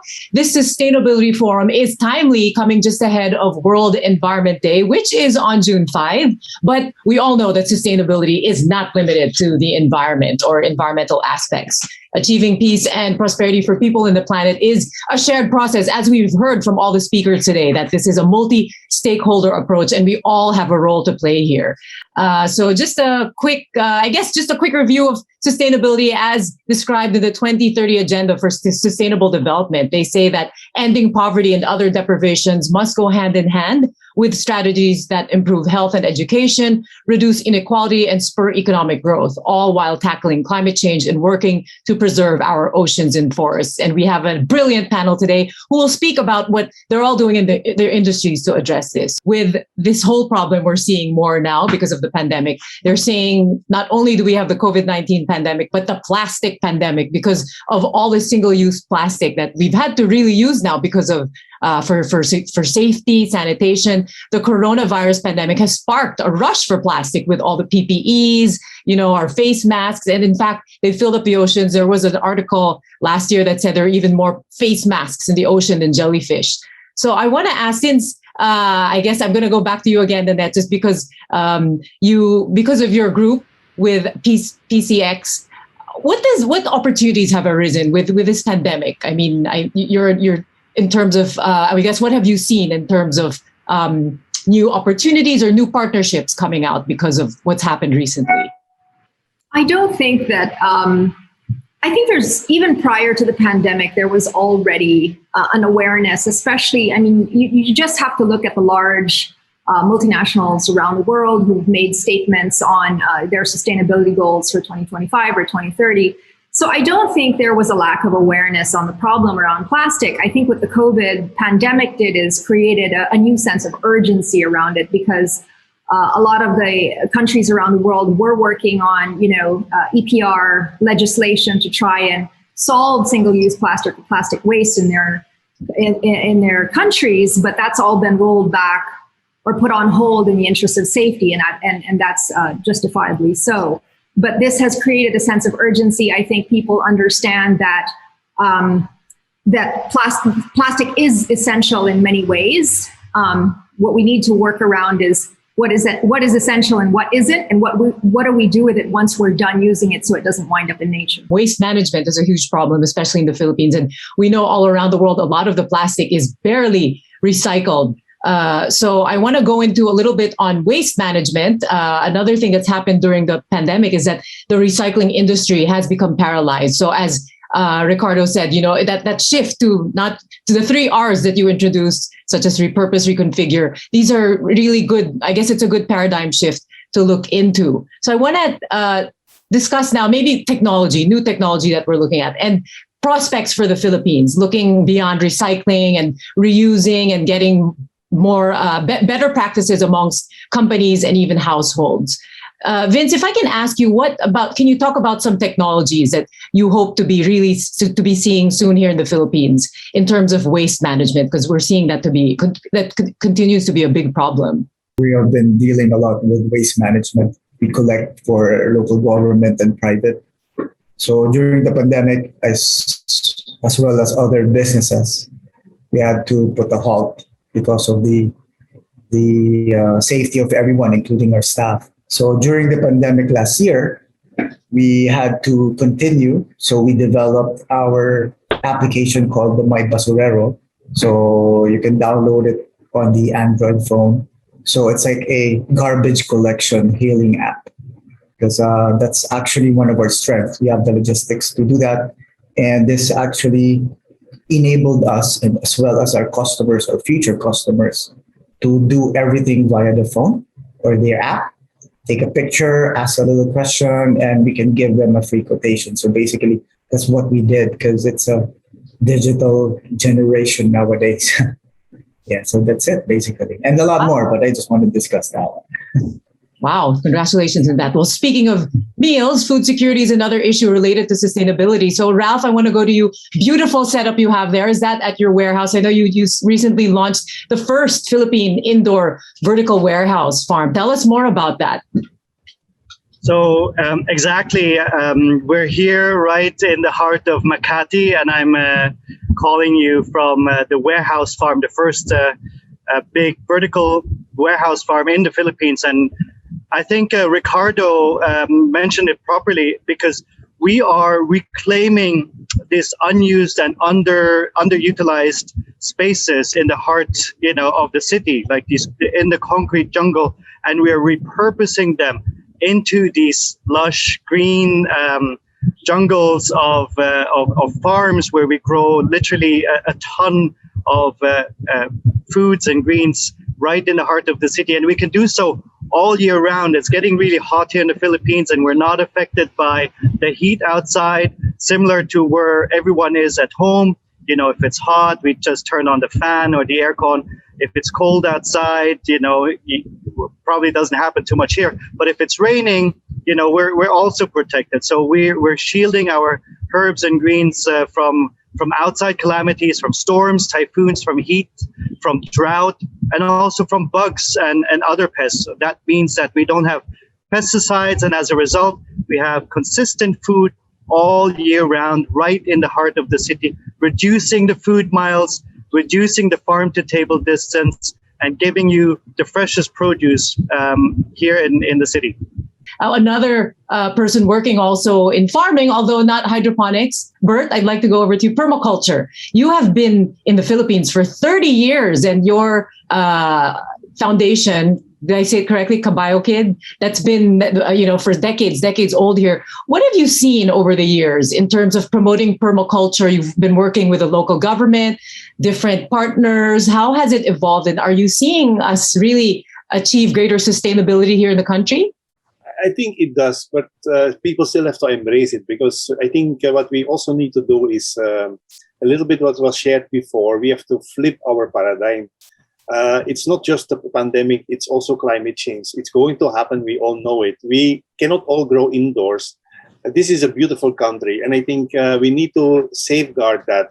Our strategies have been looking forward, and sometimes we need to look backward and see what is still here, the beauty that many people haven't even discovered in this country, and tap into that. So reverse our technologies to enhance the ecosystem. And for us, it's a term that we use in the Philippine Permaculture Association, generating ecosystems-based abundance. Because if we can start doing that, and local government can veer away from their monocultures, which are pesticide-riddled, which are not sustainable, which have not created any kind of prosperity for anyone who does it, who is at the lower end of planting.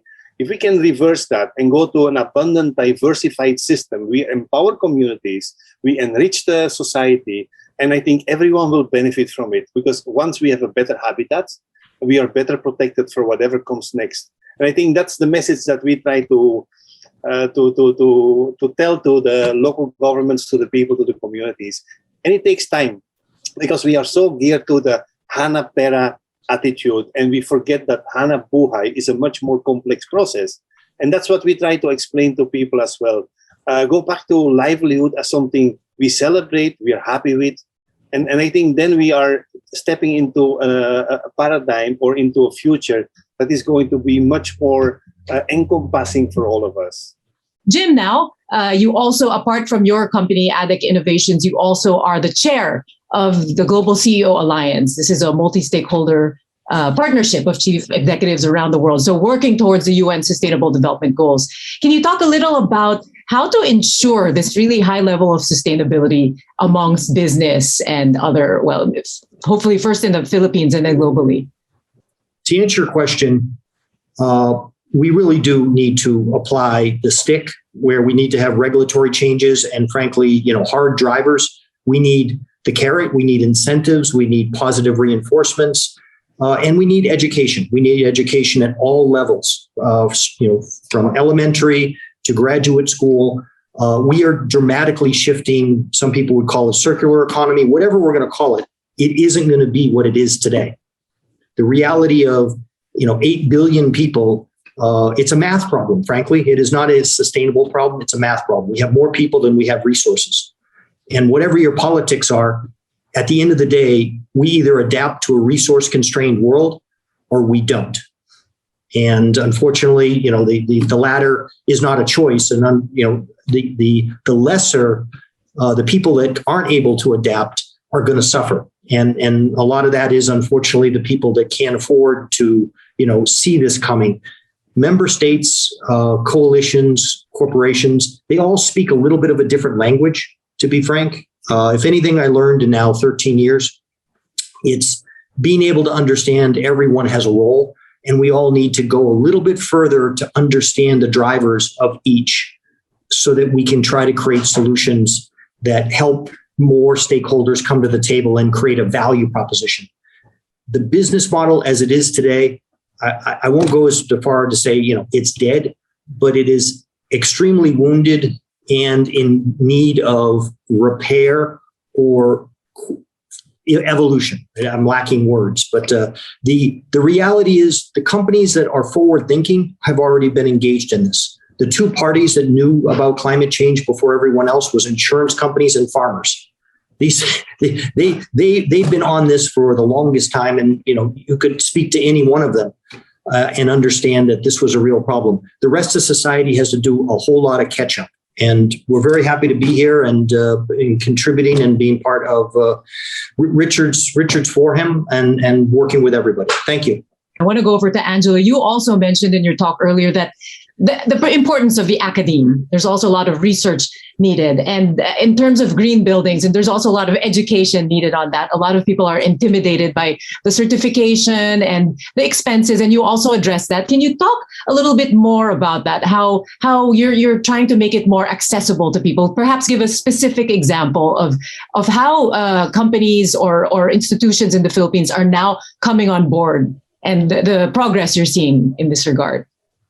Thank you for that question, Mitzi. Well, one concrete example is one of the speakers today. We have Imperial Homes Corporation with us, or one of our EDGE sustainability advocates in the Philippines. So typically with traditional green building rating systems, it is hard for organizations like them to certify. There's a lot of empirical evidence that shows that the three main barriers to green building uptake in the context of emerging markets is that first, the higher perceived or real cost of building green. Second, the lack of technical expertise. And third, that building green is just for high-end projects only. So we start asking the types of questions that, how about companies like Imperial Homes Corporation? How about developers in the provinces? How do we reach these developers to sort of level the playing field so that everyone can participate? And so we do that by making green building certification easy. We provide a lot of technical assistance. We provide a lot of free support. We offer the EDGE app, which facilitates the certification process. And it is also very inexpensive. Like compared to other green building rating systems, you would say it's around 30 to 50% compared to other green building rating systems, which allows smaller real estate firms to participate. You also touched on the point of education and the role of the academe. And I really support what Jim mentioned about carrot, stick, and education, which is why, we find that it's very good to work directly with developers. We've seen a lot of uptake in green buildings when we work directly with them, but we also see a big role that financial institutions and policymakers also need to play in terms of creating incentives, creating policies, an enabling environment for green buildings, and also the academe to sort of develop this new batch of green building leaders in the country. Thank you, Angela. So Aldrin, I'd like to ask you, maybe you can add to that. Could you talk about some of the incentives actually that you put out there to get people to invest in solar, because you oversee the first and only solar community developer. How did you get buy-in for that? And hopefully we can get more buy-in with a greater population in the Philippines. Yeah, thanks, Mitzi. Yes, as mentioned by Angelo, we're partnering with International Finance Corporation and integrating solar solutions in houses or communities that we build in the Philippines. So for us, it's really a great way to show other developers in the country that this is really possible, and there's a proof of concept, and we just have to replicate the process. So in the Philippines, where there's Infinity Imperial Solar Solution, a subsidiary of Imperial Homes, as the solar solution arm of the group, and we work with Pag-ibig Fund for more than 2 years just for them to understand the benefits of solar solutions, not only for the high-end market but most especially for the affordable market for the common Filipinos. So we work with them and found a way to actually finance this for a maximum of 30 years. So this makes solar solutions really affordable and accessible to the common Filipinos, the average Filipinos in the country. So our houses or subdivisions are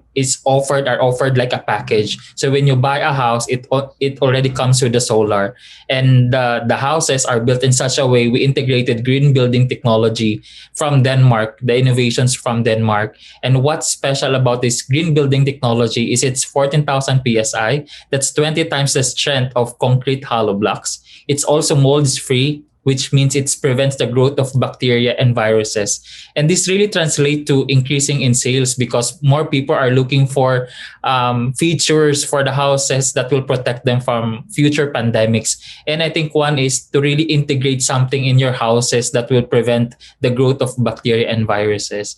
So we don't rely on these kinds of features, but we tap the capability of International Finance Corporation to certify all these features that this really works, and there are certain numbers and figures that can prove that this really works for the developers and the buyers as well. As to incentives, we can use EDGE certifications to secure green bonds or like financing that is cheaper. We also help our home buyers to secure cheaper interest rates from the banks, as well as with the National Home Mortgage Finance Corporation, which Angelo Tan has worked with the other government agencies in the country.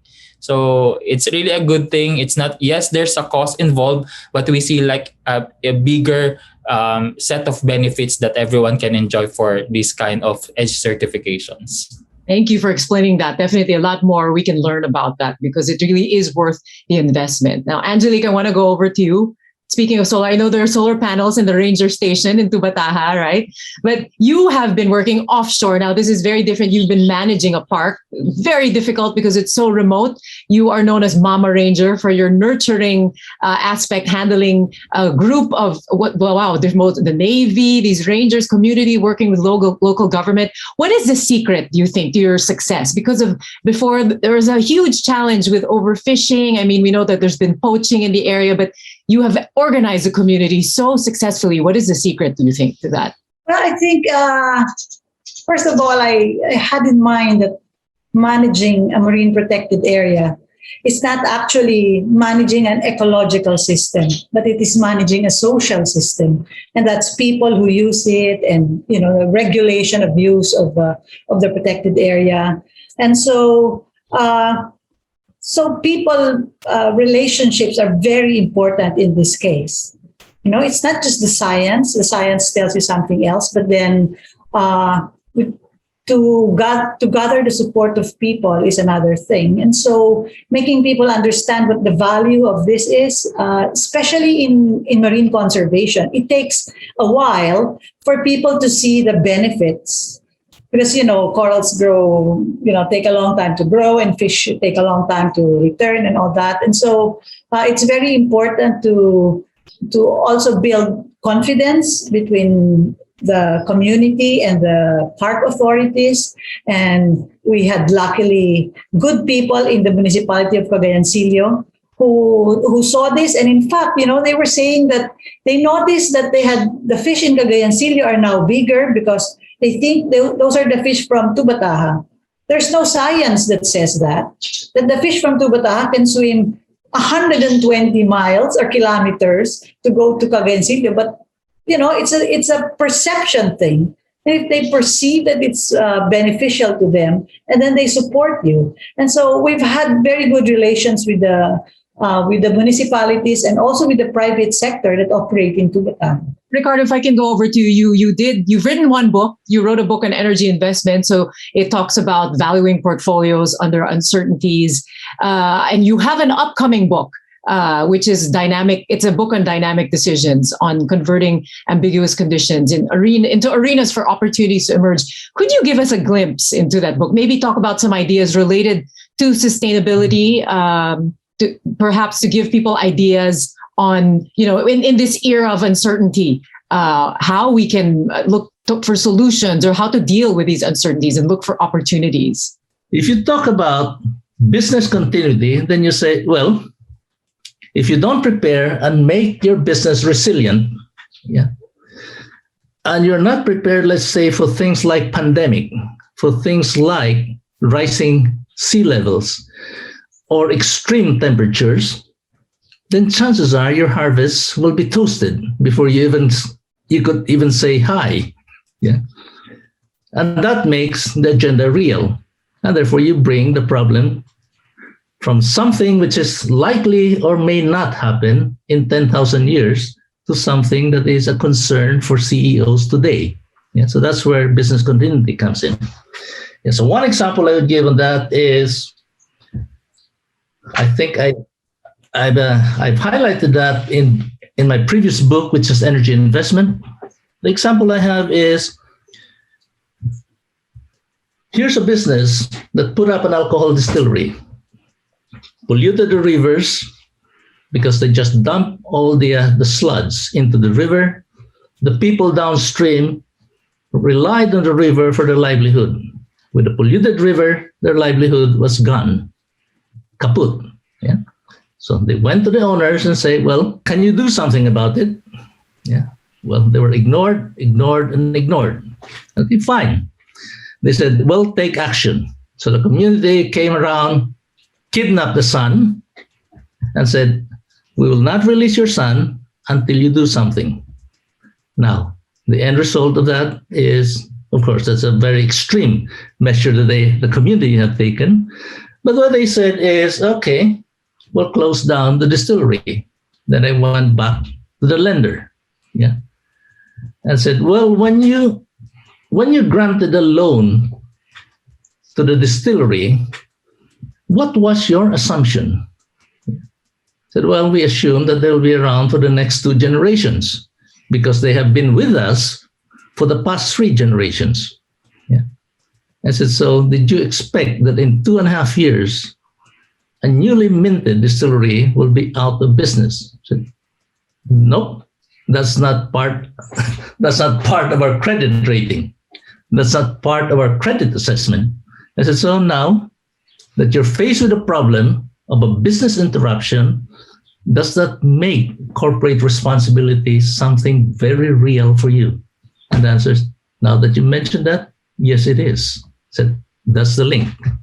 Connect it to profits, and sustainability will probably accelerate. Well said. All of you have just put it out so well. Everything, it's all about a mindset change. We all have to work together, and discussions like this are really so important because there's so much to learn. And in order to do something, we have to learn how to do it. So thank you to Richard and the team for always bringing us these important discussions, bringing brilliant people like yourselves to talk about them. So you've talked about empowerment, so important also in getting people to act. And there's this saying I always read about, I can't remember who said it, but it's that we cannot, we cannot protect what we do not love, and we cannot love what we do not understand. So thanks for helping us understand these issues a little more, and hopefully it changes mindsets more. We have this domino effect to get more people involved and hopefully be on a quicker path towards sustainability and still have this home we need beyond 10 years from now. Thank you very much to all of you and for all you do. Richard, back to you. Well, thank you very much, Mitzi Borromeo, for that so engaging, as always, question and answer session. She really knows how to handle people. So we saw a lot of really good speakers. So I hope you got good ideas, new concepts such as ESG, which I learned stands for environment, social, and corporate governance. But these are all really important issues and for all of us to learn. If we're going to be world class and global in our business practices, these are things that we really have to be able to explain and implement in our organizations and show that we are. So thank you for being with us at Asia Sustainability Forum 2021. See you next year.